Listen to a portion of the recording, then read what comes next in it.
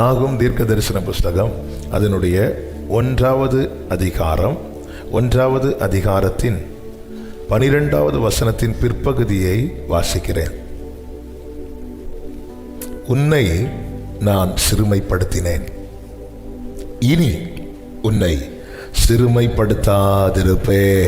கரங்களை உயர்த்தி ஹல்லேலூயா. உன்னை நான் சிறுமைப்படுத்தினேன். யூதாவே, உன்னை நான் சிறுமைப்படுத்தினேன். என் ஜனமே, உன்னை நான் சிறுமைப்படுத்தினேன். இனி உன்னை சிறுமைப்படுத்தாதிருப்பேன். உன்னை நான் சிறுமைப்படுத்தாதிருப்பேன் என்று சொல்லும் போது பலன். ஆனா ஆண்டவரே, நீங்க தான் என்னை சிறுமைப்படுத்தினீங்கன்னு நினைக்கும் போதுதான் ஹல்லேலூயா. உன்னை நான் சிறுமைப்படுத்தினேன், இனி உன்னை சிறுமைப்படுத்தாதிருப்பேன். சிறுமை என்ற வார்த்தை அஃப்ளிக்ஷன், இதுக்கு பல அர்த்தங்கள் கொடுக்கப்பட்டிருந்தாலும் ஒடுக்கப்படுகிறது. சங்கீதம் 66 சங்கீதக்காரன் சொல்லுகிறான், எங்க இடுப்பு மேல பாரத்தை ஏற்றினீங்க, மனுஷரை எங்கள் தலையின் மேல ஏறி போக பண்ணினீங்க. தாழ்த்தப்படுதல், ஒரு நிலையிலிருந்து கீழே இறக்குவது, இன்னொருத்தங்க கையில் ஒப்பு கொடுக்கிறது. இன்னொருத்தங்க ஹேண்டில் பண்ணுவாங்க நம்மளை, இன்னொருத்தங்களை. அதெல்லாம் ரொம்ப வேதனையான காரியம். சில காரியத்தை தேவன் அனுமதிக்கிறார். அவருடைய நோக்கம் என்று ஒன்று இருக்கிறது. ஆண்டவர் சக்சஸ்ஃபுல்லா நடத்துகிறவர் மாத்திரமல்ல, பர்பஸ்ஃபுல்லாவும் நடத்துகிறவர். ஹல்லேலூயா, ஆமென் சொல்லுங்க பார்க்கலாம். எப்படியாவது இவனுக்கு ஜெயம் அப்படி இல்லை, ஜெயம் அப்படி இல்லை. நம்ம எல்லாருமே சக்சஸை தான் ஃபோக்கஸ் பண்ணிட்டு இருக்கிறோம். அவர் பர்பஸை ஃபோக்கஸ் பண்ணிட்டு இருக்கிறார். ஒரு ஒரு ஒரு தேவ பிள்ளையினுடைய வாழ்க்கையின் சக்சஸே அந்த வாழ்க்கை பர்பஸ் ஆகும்போது தான் இது யூஸ் ஆகுது. ரைட். அதனாலதான் என் நினைவுகள் உங்கள் நினைவுகள் அல்ல, என் வழிகள் உங்கள் வழிகளும் அல்ல. பூமிக்கு வானம் எவ்வளவு உயரமா இருக்குதோ, உண்மையில எவ்வளவு உயரம் நம்ம பார்க்கும்போது தெரியுதுல்ல. அப்ப நம்ம கணக்கு ஒரு கணக்கிடும் இவ்வளவு உயரத்தில் இருக்குன்னு. ஆனா கீழே இருந்து பார்க்கும்போது எவ்வளவு உயரமா தெரியுதோ, பிளைட்ல இருந்து பார்க்கும்போது அவ்வளவு உயரமா தெரியும். அப்ப நம்ம பார்க்கிறது கிடையாது உயரம் என்பது. இந்த பூமிக்கு வான உயரம் என்பது நம்ம கண்ணுக்கு ஒரு லெவல் தெரியுது. சமுத்திரத்தை பாருங்கள், நீங்க கரையிலிருந்து பார்க்கும்போது அர்த்தம் தெரிகிறது போல இருக்கும். ஆனால் அது நடுக்கடல் கூட இல்லை. நம்ம ஒன்ன பார்த்துட்டு இவ்வளவுதான் நினைக்கிறோம். இல்லை, அவருடைய நினைவுகள், அவருடைய வழிகள் நமக்கு தெரியாது. குருடரை அவர் எப்படி நடத்துறாரோ அறியாத வழியில நடத்துறார். கர்த்தருடைய பரிசுத்த நாமம் மகிமைப்படுவதாக. இந்த காலவேளையில் நமக்கு நேரம் சுருக்கமாக இருக்கிறது. தொடர்ந்து நம்ம தியானிக்க போகிறோம். ஏன் கர்த்தர் சிறுமைப்படுத்தினார், எப்படி சிறுமைப்படுத்தினார், ஏன் சிறுமைப்படுத்தினார் என்கிற ஒரு 3 காரியத்தை இந்த காலவேளையில நம்ம தியானிக்க போகிறது. இந்த வார்த்தையை மனசுல வச்சுக்கோங்க. நம்ம கடந்து வந்த பாதையை திரும்பி பாருங்க. ஆமென். வாக்குத்தத்தம் பொதுவாக கொடுக்கப்பட்டாலும் ஒவ்வொருவரும் தங்களுடைய வாழ்க்கையோடு வசனத்தை வைத்து பார்க்க பழக வேண்டும். அப்படி என்றால் மாத்திரமே இந்த வசனம் நம்முடைய இருதயத்தின் ஆழத்திலே விழும். ஆமென். என் வாழ்க்கையோடு அப்படித்தான் பார்க்கணும். ஆண்டவர் எப்படி நடத்தினா, என் வாழ்க்கையில ஒடுக்கப்பட்டேனா, சிறுமைப்படுத்தப்பட்டேனா, என் வாய்ஸ் செல்லாமல் போச்சுதா? ஆமென். உன்னை நான் சிறுமைப்படுத்தினேன், கொஞ்சம் உன்னை கீழே இறக்கி வச்சேன், இனி உன்னை சிறுமைப்படுத்தாதிருப்பேன். இனி உன்னை சத்துருவுக்கு அவர் செய்கிறதை அதே வசனத்தில் சொல்லுகிறார். கர்த்தர் சொல்லுகிறது என்னவென்றால், அவர்கள் சம்பூர்ணம் அடைந்து அநேகராயிருந்தாலும் அறுப்புண்டு போவார்கள், அவன் ஒளிந்து போவான். ஆமென். அவன் ஒளிந்து போவான். உன்னை எழும்ப விடாதபடி, உன்னை சுதந்திரிக்க விடாதபடி, உன்னை வாழ விடாதபடிக்கு, அவன் உன்னை ஆமென் ஒரு ஜெயத்தை காண விடாதபடிக்கு அவன் தடையாய் நின்ற, எதிராய் நின்ற சத்துரு அவன் அநேகராய் இருந்தாலும், அவன் சம்பூர்ணம் அடைந்திருந்தாலும் அவன் அறுப்புண்டு போவான், அவன் ஒளிந்து போவான். உன்னை நான் சிறுமைப்படுத்தினேன், இனி உன்னை சிறுமைப்படுத்தாதிருப்பேன். ஆமென் சொல்லுங்க பார்க்கலாம். எப்படி கர்த்தர் சிறுமைப்படுத்தினார்? ஏன் சிறுமைப்படுத்தினார்? ஆமென். உபாகமம் 8வது அதிகாரத்தில் 3 காரியங்கள் சொல்லப்பட்டிருக்கிறது.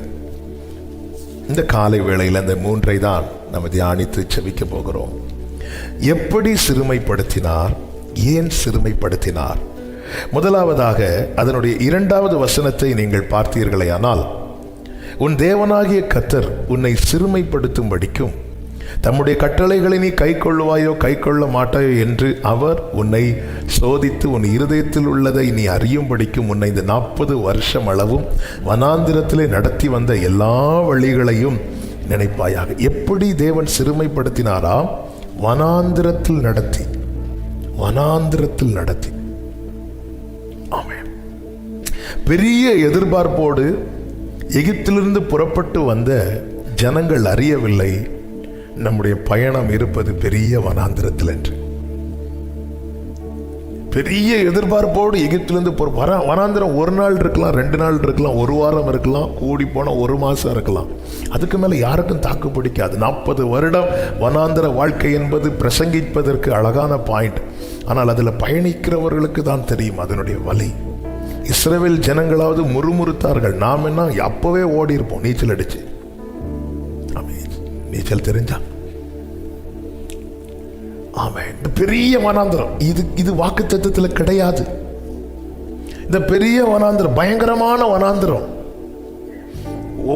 ஒவ்வொரு காரியமும் அவங்க ஃபேஸ் பண்ணது 40 இயர்ஸ்ல நீங்க பார்த்தீங்கன்னா சோர்ந்து போனாங்க, மனமடிவுக்குள்ளானாங்க. ஆண்டவர் ஏன் வனாந்திரத்தில் நடத்தணும்? இந்த 40 வருஷம் நடத்தி தான் கானானை காண வைக்க முடியுமான்னு கேட்டால் இல்லை. எகிப்திலிருந்து 11 நாள் டிராவல் பண்ணாலே கானானுக்கு போயிடலாம், அல்லது இன்னும் கொஞ்ச நாள் கூட, அவ்வளோதான். ஆனால் ஏன் ஆண்டவர் சுட்டி போக பண்ணினார்? வனாந்திரத்தில் நடத்தி. சேனைகள் புறப்பட்டது என்று சொல்லப்பட்டிருக்கிறது. எகிப்திலிருந்து புறப்பட்டது சேனைகள், கர்த்தருடைய சேனைகள் எகிப்திலிருந்து புறப்பட்டது என்று யாத்திராகமம் 12:41 சொல்லப்பட்டிருக்கு. கர்த்தருடைய சேனைகள் எல்லாம் எகிப்திலிருந்து புறப்பட்டது. இப்ப சேனையை கர்த்தர் இப்ப என்ன பண்றாருன்னா சிறுமைப்படுத்துறார். அதாவது ஒரு அடையாளத்தை தந்துட்டு அதுக்கப்புறம் சிறுமைப்படுத்துறது தான் தாங்க முடியாது.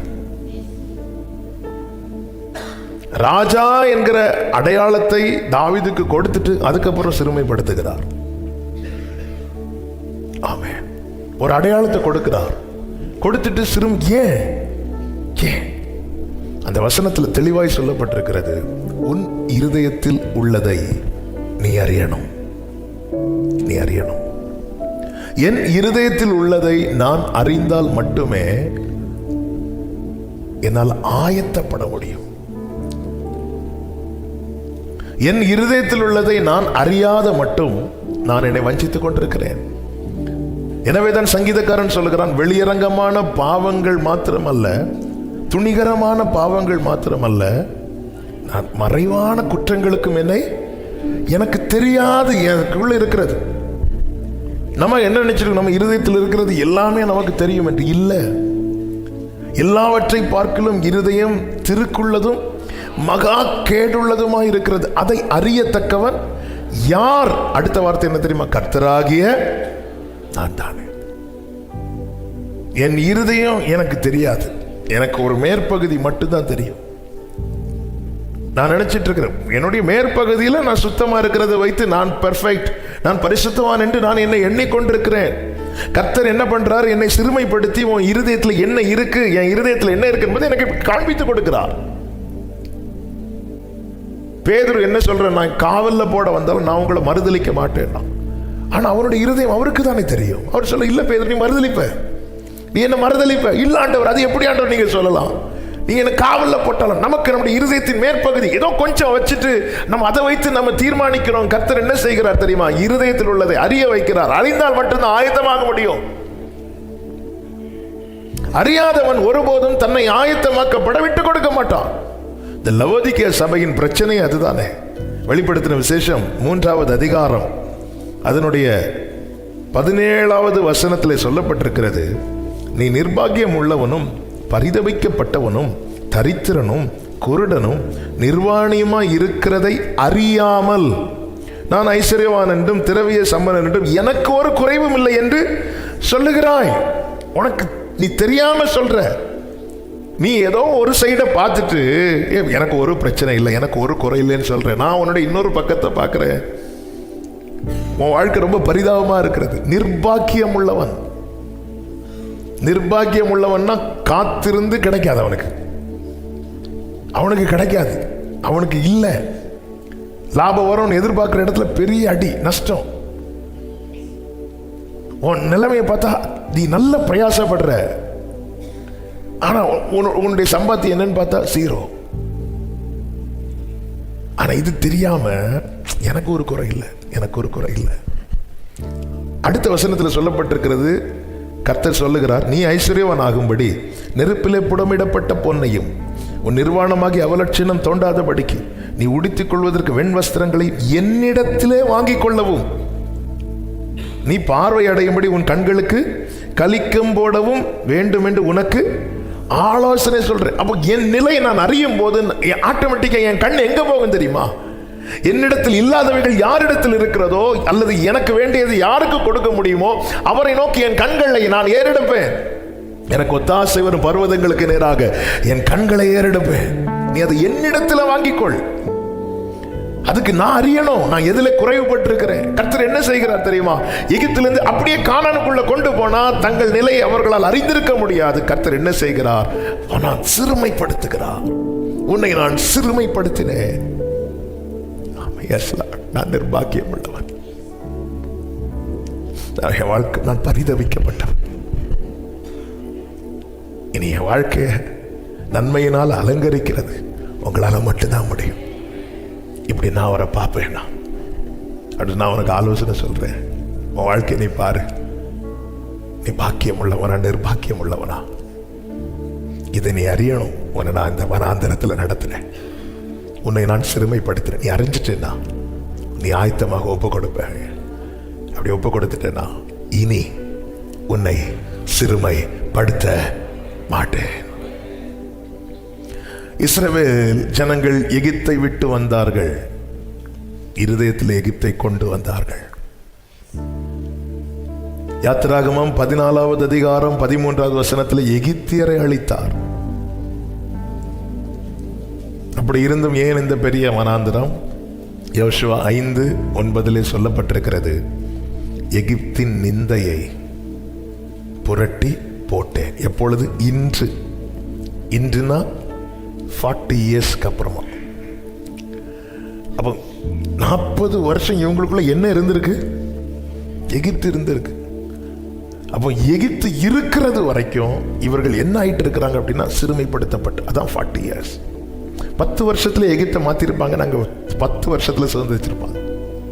அதுக்கு மேல அந்த யோசுவா 5வது அதிகாரத்துல நீங்க பாத்தீங்கன்னா, கர்த்தருக்கு மகிமை உண்டாவதாக, 5வது அதிகாரம் 6வது வசனம், கர்த்தருடைய சத்தத்துக்கு கீழ்ப்படியாமற் போன எகிப்திலிருந்து புறப்பட்ட யுத்த புருஷரான யாவரும் ஆளு மட்டும் இஸ்ரவேல் புத்திரர் 40 வருஷம் வனாந்திரத்தில் நடந்து திரிந்தார்கள். அப்போ அந்த எண்ணம், அந்த சிந்தை நமக்குள்ளிருந்து வேறறுப்புண்டு போக மட்டும் வனாந்திரம். அது அந்த கர்த்தருடைய சத்தத்துக்கு கீழ்ப்படியாம போன எகிப்திலிருந்து புறப்பட்ட யுத்த புருஷனான யாவரும் மாளு மட்டும், அவங்கெல்லாம் மடிகிறது வரைக்கும். நான் ஆவிக்குரிய கண்ணோட்டத்தோடு சொல்லுகிறேன், அந்த எகிப்தின் எண்ணங்கள், அதாவது தேவன் வைத்த ஐஸ்வர்யத்தோடு கூட அவர் வேதனையை கூட்ட மாட்டார். ஆனால் நாம கூட்டக்கூடாது, நாம கூட்டக்கூடாது. அது வரைக்கும் சுத்த விட்டு இருக்கிற. எப்பொழுது அந்த இனி இல்லை, அது முற்றிலும் அழிக்கப்பட்டது என்று நிலை வந்ததோ அப்பொழுது 9வது வசனம், கர்த்தர் யோசுவாவை நோக்கி, இன்று எகிப்தின் நிந்தையை உங்கள் மேல் இராதபடி புரட்டி போட்டேன் அப்படிங்கிறார். 12வது வசனத்தை பாருங்க, அவர்கள் தேசத்தின் தானியத்தாலே மறுநாளிலே தானியத்திலே புசித்த மறுநாளிலே மன்னா பெய்யாமல் ஒளிந்தது. அது முதல் இஸ்ரவேல் புத்திரருக்கு அவர்கள் கானான் தேசத்து பலனை அந்த வருஷத்தில் தானே புசித்தார்கள். அந்த வருஷத்தில் தானே. இதுவரை கானான அனுபவிக்கவே முடியல. ஏன்? இருதயத்துக்குள்ள ஏதோ இருக்கு. ஆண்டவர் சொல்ல, உன்னை நான் சிறுமைப்படுத்தினேன். அது இல்லைங்கிற நிலை வர்றது வரைக்கும் அப்படி ஒரு கன்ஃபர்மேஷன் வந்துட்டு ஆண்டவர் சொல்லுவார், உன்னை இனி சிறுமைப்படுத்த மாட்டேன். ஆமென். சிறுமையும் எளிமையும் மான என்மேல் நினைவாயிருப்பவரே. பிரியமானவர்களே, பிரியமானவர்களே, ஏன் ஆண்டவரே இன்னும் எனக்கு தராம, அதாவது வாக்குத்தத்தத்தை சொல்லி வயல் காட்டி அழைத்து கொண்டு வந்து எனக்கு எட்டாத தூரத்தில் வாக்குத்தத்தம் இருப்பது போல ஒரு உணர்வு.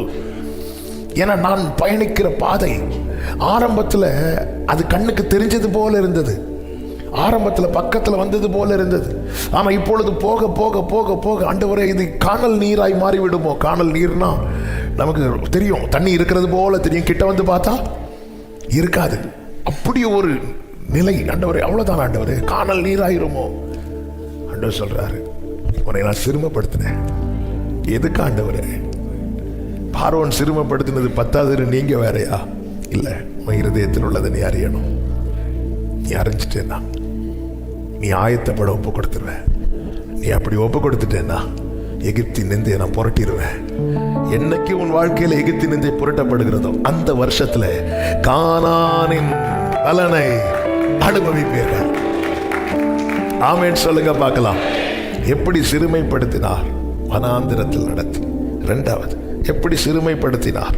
மூன்றாவது வசனம், உபாகம் 8:3, அவர் உன்னை சிறுமைப்படுத்தி உன்னை பசியினால் வருத்தி.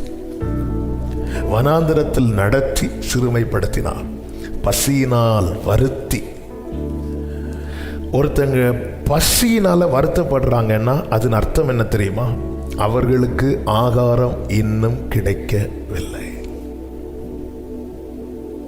ஆமென். 1 மணிக்கு பசிக்குது, 2 மணியாச்சும் சாப்பாடு இல்லைன்னா பசி நம்மளை வருத்தும். ஒரு தேவை வரும், அந்த தேவை நமக்கு வருத்தமாகிறது எப்போன்னா அந்த தேவை சந்திக்கப்படாமல் இருக்கும்போது. தேவை இல்லாத மனிதன் அல்ல, ஆனால் தேவைகள் எல்லாம் அடுத்தடுத்து சந்திக்கப்படுகிறது. ஆனால் அந்த தேவைகள் ஒரு மனிதனுக்கு எப்பொழுது பாரமாகும் தெரியுமா? எப்பொழுது வருத்தமாகும் தெரியுமா? அவனுடைய தேவைகள் சந்திக்கப்படாமல் இருக்கும்போது. கர்த்தர் இங்கே எப்படி சிறுமைப்படுத்துகிறார் தெரியுமா? பசியினால் வருத்தி. கூப்பிடும் காக்கை குஞ்சுக்கு ஏற்ற வேளையில் ஆகாரத்தை கொடுக்கிறவர் தம்முடைய சுய ரத்தத்தினால் மீட்கப்பட்ட ஜனத்தை இந்த வனாந்தரத்தில் இப்படி நடத்துகிறார். ஆமென். ஏன் ஆண்டவரே? ஒரு வேளைக்கு கூட கஷ்டப்பட வேண்டிய நிலையா? ஆமென். அதாவது கொஞ்சம் எக்ஸ்ட்ரா மண்ணா எடுப்பாங்க, அடுத்த நாள் பார்த்து அது கெட்டு போயிருக்கும்.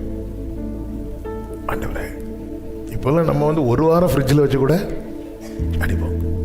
அவங்க ஒரு 12 மணி நைட்டு 12 தாண்டிட்டுனா அவ்வளோதான். என்ன ஆண்டவரே? அவங்க கவனிங்க, ஒரு நாள் கூட அவங்க நிம்மதியாக தூங்க முடியாது. காலையில் என்ன இருக்கணும்? எழும்பி இருக்கணும், போயிருக்கணும். ஆமென். ஏன் ஆண்டவரே? அதே வசனத்தில் சொல்லப்பட்டிருக்கிறது, மனுஷன் அப்பத்தினால் மாத்திரம் அல்ல, கர்த்தருடைய வாயிலிருந்து புறப்படுகிற ஒவ்வொரு வார்த்தையினாலும் பிழைப்பான் என்பதை உனக்கு உணர்த்தும்படி. ஆமென். அதை ஆவியானவர் இப்படி எழுதி வைத்தார். ஏன் உன்னை சிறுமைப்படுத்தினேன் தெரியுமா?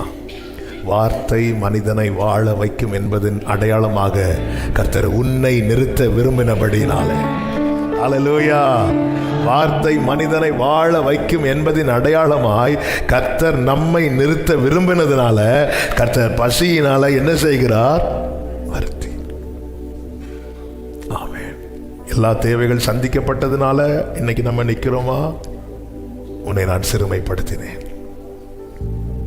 ஆண்டவர் என்ன மட்டும்தானே இப்படி நிறுத்துறீங்க அப்படின்னு கேட்டா பிதாவாகிய தேவன் சொல்லுவார், என்னுடைய நேசகுமாரனை வனாந்தரத்தில் நான் இப்படி தான் நிறுத்தினேன் பார்.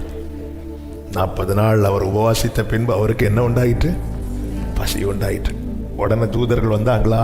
இல்லை, சாத்தான் தான் வந்து நின்னான். கேள்வி மேலே கேள்வி எழுப்பினான். நீ தேவனுடைய குமாரனானால், நீ குமாரனானால். இந்த இடத்துல தான் நமக்கு கேள்வியே வரும். ஆமென். ஆண்டவரே, நான் மட்டும் ஏன் இவ்வளோ கஷ்டப்படுறேன்? எனக்கு மட்டும் ஏன் ஒவ்வொரு தேவைகள் என்பது, ஒவ்வொரு தேவைக்கு நான் ஏன் இவ்வளோ பிரயாசப்பட வேண்டி இருக்கிறது, போராட வேண்டி இருக்கிறது? இஸ்ரவேலர்கள் முறுமுறுத்தார்கள். நேசகுமாரன் சொன்னார், மனிதன் அப்பத்தினால் மாத்திரமல்ல. ஆமென். அதன் அர்த்தம் என்ன? என்னை வாழ வைக்கிறது சாப்பாடு அல்ல, என்னை வாழ வைக்கிறது பணம் அல்ல, என்னை வாழ வைக்கிறது வேற எதுவும் அல்ல. என் ஆண்டவர் என்னோடு பேசுகிற வார்த்தை. ஆமென். இதே ஜனங்களை எங்க கொண்டு போறார்னா கானானுக்கு கொண்டு போறார். அந்த கானான் எப்படிப்பட்டதா இருக்கிறதா? அதனுடைய 8 முதல் நீங்க படிச்சீங்கன்னா தெரியும், 7 முதல் நீங்க பார்த்தீங்கன்னா தெரியும். உன் தேவனாகிய கர்த்தர் உன்னை நல்ல தேசத்திலே பிரவேசிக்க பண்ணுகிறார். அதுதான், உன்னை நான் சிறுமைப்படுத்தினேன், இனி சிறுமைப்படுத்த மாட்டேன். 9வது வசனத்தை பாருங்க. அது தாழ்ச்சி இல்லாமல் அப்பம் புசிக்கத்தக்கதும் ஒன்றும் உனக்கு குறைவுபடாததுமான தேசம். எல்லாரும் சொல்லுங்க, ஒன்றும் குறைவுபடாத நிலையிலும் கர்த்தர் நடத்துவார். உன்னை நான் சிறுமைப்படுத்தினேன், உன்னை நான் சிறுமைப்படுத்தினேன், இனி ஏன் சிறுமைப்படுத்துற? அதுதான் நம்ம புரியணும். உனக்கு உணர்த்தும்படி உன் தேவைகள் எல்லாம் சந்திக்கப்பட்டனாலதான் இன்னைக்கு வாழ்ந்துட்டு இருக்கிறியா அப்படின்னு ஆண்டவர் கேட்டாங்கன்னா, அல்லேலூயா. தேவைகள் 1000 என் முன் இருப்பினும் சோர்ந்து போவதில்லை, என்னோடு நீருண்டு. தேவையை பார்க்கிலும் பெரியவர் நீரல்லோ, நினைப்பதை காட்டிலும் செய்பவர் நீரல்லோ. தேவையை காட்டிலும் பெரியவர் நீரல்லோ, நினைப்பதை பார்க்கிலும். கைகளை உயர்த்தி, நீங்க தான்ப்பா, நீங்க தான்ப்பா எங்க நம்பிக்கை.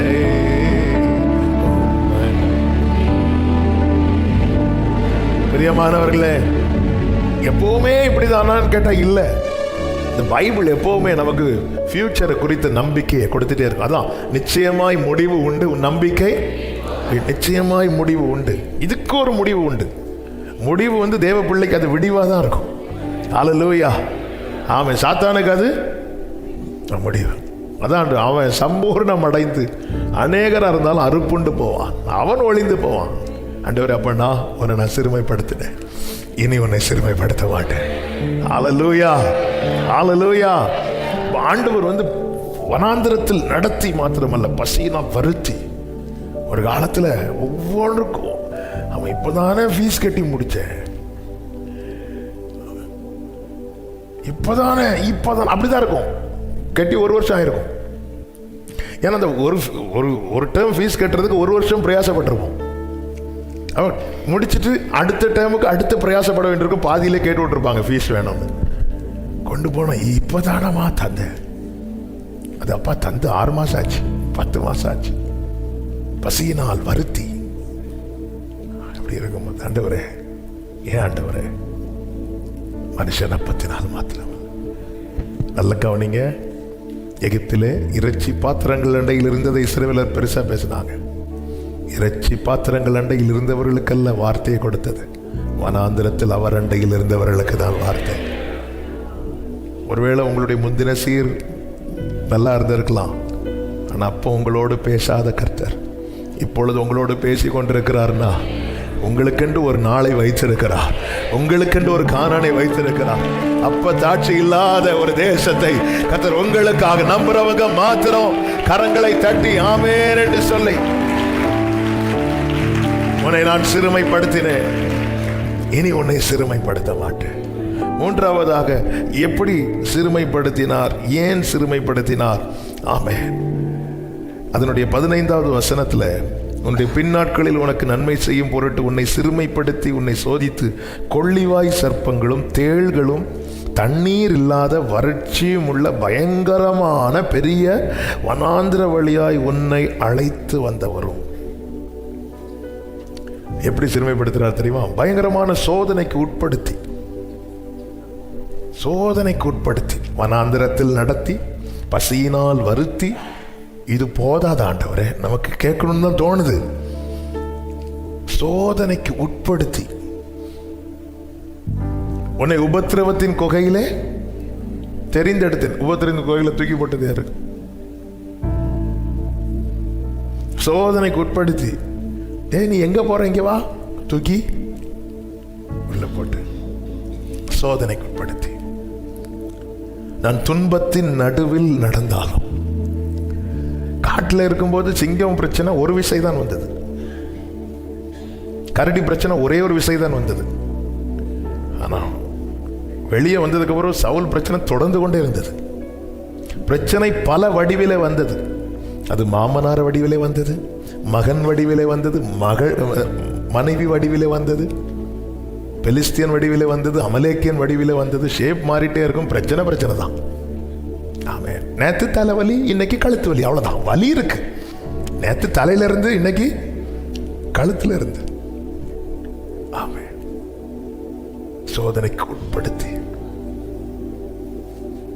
ஏன் இந்த வசனம் ஆரம்பிக்கும் போதே கர்த்தர் சொல்ற, உன்னுடைய பின்னாட்களில், உன்னுடைய பின்னாட்களில், உன்னுடைய பின்னாட்களில் உனக்கு நன்மை செய்யும் பொருட்டு. அப்போ தேவன் தேவ பிள்ளைகளை சிறுமைப்படுத்த அனுமதிக்கிறது நன்மை செய்ய மட்டுமே. அதே வசனத்துல இன்னொரு வார்த்தையை பாருங்க. கொள்ளிவாய் சர்ப்பங்கள், தேள்கள், தண்ணீர் இல்லாத பயங்கரமான பெரிய வனாந்திரத்து வழியாய், அடுத்த வார்த்தை, உன்னை அழைத்து வந்தவரும், அடுத்த வார்த்தை கவனிக்க, உனக்காக பாறையான கண்மலையிலிருந்து தண்ணீர் புறப்பட பண்ணினவரும். உனக்காக. எல்லாரும் சொல்லுங்க, எனக்காக, எனக்காக, எனக்காக. அந்த இடத்துல இந்த ஜனங்க போகலைன்னா அங்க என்ன இல்லை? தண்ணீர் இல்லை. ஆண்டவருக்கு அற்புதம் செஞ்சதே யாருக்காக? அவரால் நடத்தப்பட்ட ஜனங்களுக்கு. எனக்கென்று ஒரு அற்புதம் தேவன் செய்கிறதுனால, ஏசாயா 43வது அதிகாரத்தில் இதே சம்பவம் சொல்லப்பட்டிருக்கிறது. அது இன்னும் அழகா எழுதப்பட்டிருக்கிறது. அதனுடைய 20வது வசனத்தை பாருங்கள். நான் தெரிந்து கொண்ட என் ஜனத்தின் தாகத்துக்கு வனாந்திரத்திலே தண்ணீர்களையும் அவாந்திர வெளியிலே ஆறுகளையும் உண்டாக்குவதினால் காட்டு மிருகங்களும் வலு சர்ப்பங்களும் கோட்டான் குஞ்சிகளும் என்னை. அப்போ எனக்கென்று தேவன் ஒண்ணு செய்யறதுனால வேற சில உயிரினங்கள் அதுல ஆமென் வாழ போகிறது. வேற சிலருக்கு அது நன்மையாய் மாற போகிறது. என்ன ஆண்டவரே இப்படி நடத்துறீங்க, உன்னை நான் இதுல கொண்டு வரதுனால உனக்கென்று நான் சிலது செய்யறேன் பாரு. அதனால இந்த பாதையில பயணிக்கிற அநேகர் வாழ்வடைய போறாங்க. அநேகருக்கு அது நன்மையாய் மாற போகிறது. நம்புறவங்க மாத்திரம் கரங்களை தட்டி, உனக்காக, உனக்காக, உனக்காக. ஹல்லேலூயா, ஹல்லேலூயா, ஹல்லேலூயா. ஆகாரின் கண்களை கர்த்தர் திறந்தார். கண்களை திறந்தார். கண்களை திறந்தார், ஊற்று ஆல்ரெடி திறந்துட்டார். ஆனா இஸ்ரவேலுக்கு கண்ணுக்கு முன்னாடி ஒவ்வொன்றா ஓபன் பண்றார். இஸ்ரவேல் ஜனங்கள் வரதுக்கு முன்னாடி சிவந்த சமுத்திரத்தை ஆண்டவரால் ஓபன் பண்ண முடியுமா? முடியாதா? முடியும். ஆகாருக்கும் ஆபிரகாமின் சந்ததிக்கும் வித்தியாசம் உண்டு. சிலெல்லாம் போகும்போது எங்கெல்லாம் ஓபன் பண்ணி இருக்கும். ஆனா இவங்களெல்லாம் கண்ணுக்கு முன்னாடி தான். அப்படி பார்த்துட்டே இருக்கும்போது திடீர்னு ஓப்பன் ஆகும். புரண்டு ஓடுகிற யோர்தான் பார்த்துட்டே இருக்கும்போது ஓப்பன் ஆகும். எரிகோ பார்த்துட்டே இருக்கும்போது உடையும். ஆமே, கண்மலை பார்த்துட்டே இருக்கும்போது தண்ணி வரும். எல்லாம் கண்ணுக்கு முன்னாடி. ஆமே, ஆண்டவரே, இப்படி ஒரு நன்மை, இப்படி ஒரு அதிசயம், ஒரு பாறை அடிச்சு இப்படி ஒரு நன்மையை நீங்க எனக்கு கொடுக்கறதுக்கு பதில் தண்ணீர் உள்ள இடத்துல என்னை கொண்டு போயிருக்க வேண்டியதானே கேட்ட ஆண்டவர் சொல்லுவார், நான் உனக்கு செய்யறதுனால இன்னும் அநேகர் பயன்படுவாங்க. அப்படி அநேகர் பயன்படும் போது நீ ஆசீர்வாதமாய் மாறிடுவப்பா. ஹல்லேலூயா, நீ ஆசீர்வாதமா மாறிடுவ. ஆமென் சொல்லுங்க பார்க்கலாம். அதாவது எனக்கு தேவன் செய்ய போகிற ஒரு அதிசயத்தினால நான் அநேகருக்கு ஆசீர்வாதமாய் மாறப்போகிறேன். ஆமென். உனக்காக உன்னை நான் சிறுமைப்படுத்தினேன், இனி உன்னை சிறுமைப்படுத்த தேவ சமூகத்தில் கண்களை மூடி, முடிந்தால் முழங்கால் படியிட்டு, அல்லது உங்களுக்கு எப்படி வசதி அப்படி இருந்துக்கோங்க. ஆண்டவரே, அனுமதித்ததெல்லாம் நடத்திடும் பாதைகளும், ஆமென், அனுமதித்ததெல்லாம் நடத்திடும் பாதைகளும் நன்மைக்காக, அதின் காலத்தில் நேர்த்தியாய் செம்மையாய் எனக்கான யாவும் செய்து முடிப்பேன். அதின் நேர்த்தியாய் செம்மையாய் எனக்கான யாவும் செய்து முடிப்பேன். உங்க கைகள் கூறுகவில்லை. ஜீசஸ், ஜீசஸ், ஜீசஸ், உங்க கைகள், ஆமென், உம்மால் கூடாத glory, உம்மால் கூடாத, ஹல்லேலூயா, உம்மால் கூடாத. சொல்லுங்க, எனக்காக யாவோ எனக்காக செய்து முடிக்கும் என் தேவன் நீர் இருக்க, ஓ எல்லாவற்றையும் நிரப்பும் நீர் இருக்க. உங்க கைகள், உங்க கைகள், ஆமென், உம்மால் கூடாதது. உன்னை நான் சிறுமைப்படுத்தினேன், இனி உன்னை சிறுமைப்படுத்த மாட்டேன். உனக்காக நான் செய்ய போறதை உன் கண்கள் பார்க்கும். ஓ உம்மால், ஆமென், உம்மால். பிரியமானவர்களே, ஒரு வார்த்தையை சொல்ல ஏவப்படுகிறேன். ஆவியானவர் இந்த வார்த்தையை இப்போ இருதயத்தில் போட்டனால சொல்றேன். முச்செடியில ஒரு அக்கினியை கர்த்தர் பற்ற வைத்து மோசே இழுத்தார். பாறை, கண்மலை, அதுல தண்ணீரை வரவழைச்சு இஸ்ரவேலரை இழுத்தார். இன்னைக்கு நம்ம பயணிக்கிற பாதை வெறும் பாறைகளும் முச்செடியுமா இருக்கலாம். ஆனா அதுல என்ன அற்புதம் செய்யணும்னு கர்த்தருக்கு தெரியும். உங்கள் கண்கள் அதை காணும். இஸ்ரவேலர்கள் அதை கண்டார்கள். ஆமே, வலது கரத்தை உயர்த்தி ஒரு 2 நிமிஷம் ஜெபம் பண்ணுங்க. இன்னைக்கு நம்ம பயணிக்கிற பாதை, ஆண்டவர், இதுல ஒரு அற்புதம். நாசரேத்திலிருந்து நன்மை வருமா? இயேசு வந்தா வரும். இயேசு வந்துட்டாருன்னா வந்துடும். நாசரேத்திலிருந்து நன்மை வருமா?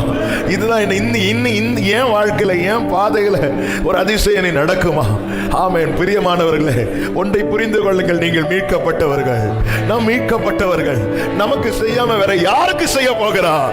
ஆமென். அவரை அப்பா என்று அழைக்கிற பிள்ளைக்கு இந்த நிச்சயம் இருக்கணும், எனக்கு செய்யாம அவரை வேற யாருக்கு தான் செய்வா? ஹல்லேலூயா. நான் நம்புறேன் ஆண்டவரே, நான் நம்புறேன் ஆண்டவரே. இந்த மாதத்துல கர்த்தாவே, நீர் என் கண்கள் காண சிலவற்றை எனக்காய் திறக்க போகிறதற்காக ஸ்தோத்திரம். என் கண்கள் காண, நம்புறவங்க ஆமென் சொல்ல. என் கண்கள் காண, என் அன்பு சகோதர, அன்பு சகோதரி, ஓ நீ அவருடைய மகன் அல்லவா, மகள் அல்லவா? உன்னை சிறுமைப்படுத்தினது உன்னை வெட்கப்படுத்த அல்ல, உன்னை ஆசீர்வாதமாய் வைக்க. ஹல்லேலூயா, ஹல்லேலூயா, ஹல்லேலூயா. என் ஆத்துமாவே நீ ஏன் கலங்குகிறாய்? தாவீது சொல்றார், என் முகத்துக்கு ரட்சிப்புமா இருக்கிறவர் நான் துதிப்பேன். நமக்குள்ள கலக்க வரும்போது நாம் என்ன சொல்லணும் தெரியுமா? உனக்கு செய்யாம வேற யாருக்கு செய்ய போறா? உனக்கு செய்யாம வேற யாருக்கு செய்ய போற? உனக்காக பாறையான கண்மலையிலிருந்து தண்ணீரை புறப்பட பண்ணினோம். ஹல்லேலூயா, ஹல்லேலூயா. 2 கரங்களை உயர்த்தி, உடைய வார்த்தை என் மேல் இறங்கட்டும் ஆண்டவரே. பனி போல என் மேல் இறங்கட்டும், மணி போல என் மேல் இறங்கட்டும். இனி இனி இனி உன்னை சிறுமைப்படுத்த மாட்டேன். இனி there is a future. ஆமென். வார்த்தையில ஃபியூச்சர் இருக்கு, ஃபியூச்சர் இருக்கு. சிறுமைப்படுத்தப்பட்டு நொந்திருக்கிற உள்ளமே, உனக்கு ஒரு எதிர்காலத்தை கர்த்தர் வைத்திருப்பதை இந்த 1ஆம் தேதி காலை வேளையிலே கர்த்தர் தீர்க்க தரிசனமாய் சபையோடு, ஜனத்தோடு பேசுகிறார். இயேசுவின் நாமத்தில் அப்படியே விதைக்கிறேன் ஆண்டவரே. வாழ்ந்திருக்க செய்யும். ஒவ்வொருவரையும் ஆசீர்வதிப்பீராக. இந்த மாதம் ஒவ்வொருவருக்கு நன்மையாய் ஆசீர்வாதமாய் இருக்க கர்த்தர் அனுக்கிரகம் செய்வீராக. தேவைகளை சந்தியும், குறைகளை நிறைவாக்கும். போக்கில் வருத்திலும் காத்துக்கோங்க. எல்லா நோய்க்கும், வியாதிகளுக்கும், சத்துருவின் எல்லா பொல்லாப்புகளுக்கும், எதிரான திட்டங்களுக்கும், மறைவான கண்ணிகளுக்கும் ஒவ்வொருவரையும் குடும்பமாய் விலக்கி காத்துக்கொள்வீராக. ஆண்டவரே, கையின் கிரியைகளை ஆசீர்வதியும். குடும்பத்தில் தேவ சமாதானம் தங்கும்படி செய்யும். சத்துரு உட்புகுதல் இராதபடி உங்க ரத்தத்துக்குள்ள மறைத்து காத்துக்கொள்வீராக. கொடியவன் அற்று போவானாக. எல்லைகள் சமாதானம் உள்ளதாவதாக. ஊழியத்தை ஆசீர்வதியும், மேன்மைப்படுத்தும். அடியாரை கிருபைக்குள்ள மறைத்து கர்த்தர் நடத்துவீராக.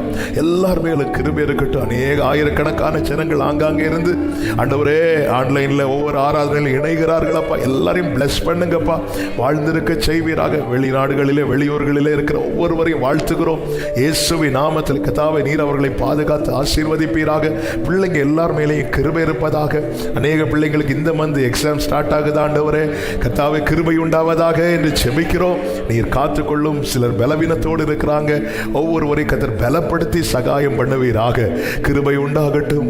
உண்மை அறிகிற அறிவிலே வளர உம்மோடு நெருங்க. ஆண்டவரே, ஒரு மனுஷன் வாழ்றதுக்கு ஆகாரத்தை விட வார்த்தை முக்கியங்கிறதுக்காக அடையாளமாய் கர்த்தர் எங்களை வைத்திருக்கிற அன்புக்காக ஸ்தோத்திரம். ஆண்டவரே, ஒவ்வொருவரை அப்படி வைத்திருக்கிற அன்புக்காக நன்றி. ஆண்டவரே, அப்பத்தினால் மாத்திரம் அல்ல, அப்பத்தினால் மாத்திரம் அல்ல, வார்த்தையினால் வாழ முடியுங்கிற அடையாளமா என கேட்கிற அன்பு சகோதரா, சில காரியங்கள் உனக்கு தூரமாய் வைத்திருக்க காரணம் உனக்கு அது கிடைக்க கூடாது என்பதற்காக அல்ல, வார்த்தையினால வாழ முடியுங்கிறதுக்கு அடையாளமாய் கர்த்தர் உன்னை வைத்திருக்கிறார். கர்த்தர் உங்களை வைத்திருக்கிறார்.